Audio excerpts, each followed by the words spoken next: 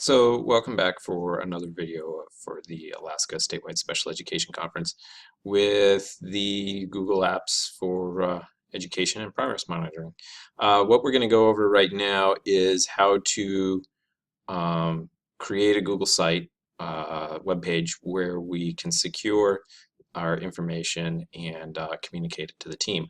And what I have here is my playground web page that I currently just I, I, I use for demonstrations and just trying experiments. And I currently have that public on the web, so I'm going to go ahead and get in here and turn that off. So I'm going to change this, and I'm going to say off, shared with specific people. And when you do this, that is the setting that you're going to want to have in there. So I'm going to hit save.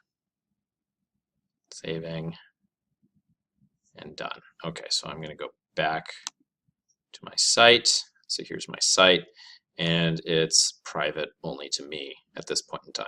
So what I'm going to do is I'm going to get in here, and I am going to go down to sharing and permissions down here. And this is actually the page I was just on. You can see this down here, sharing and permissions. And what I want to do now is turn on enable page level permissions. And it says, we recommend that you read this Getting Started guide, and I'll post a link to that, and we want to turn it on. And what page level permissions does is it allows you to set different levels of access for your different pages so that only certain people can see certain pages. So for example, I could let everybody see my home page, but only 2 people see this page, and then 3 people see this page, of which those 3 people, 2 of them are the same as this one, and 1 of them is different, and control who gets access to each different site.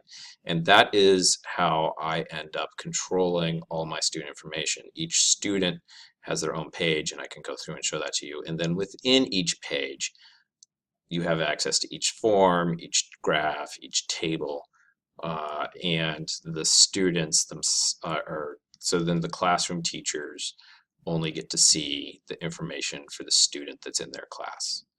All right, so page level, so turn that off. So it is on. So we go back here to the site, and we want to say who has access to this site.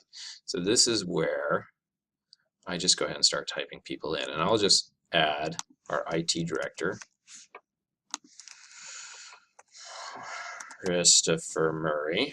Okay, and I will add our assistant IT director, Rebecca, and I'll add my building principal, and I'll add one of my paraeducators.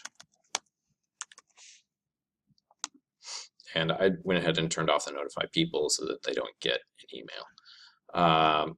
Can edit, I'll click OK. So if you skip, yes, I want to skip that. All right, so now they have access to the site, but I can get in here and go through these permissions. It says use the same permissions as members of Playground. So everybody has access to the site right now and to the home page. But if I go into form, I can change this to use custom permissions, and I want to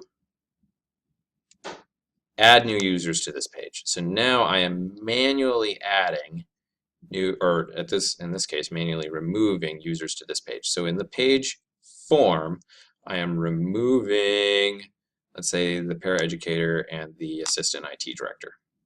And then I'll save changes.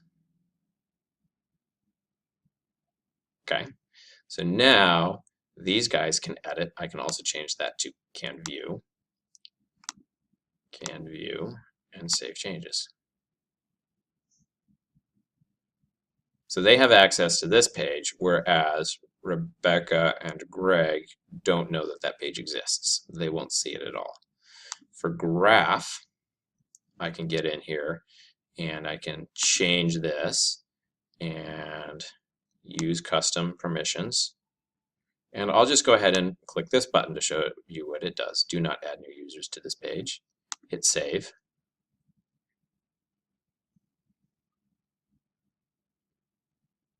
Oh, so that's any new user that I add into the system. It won't add them automatically to this page.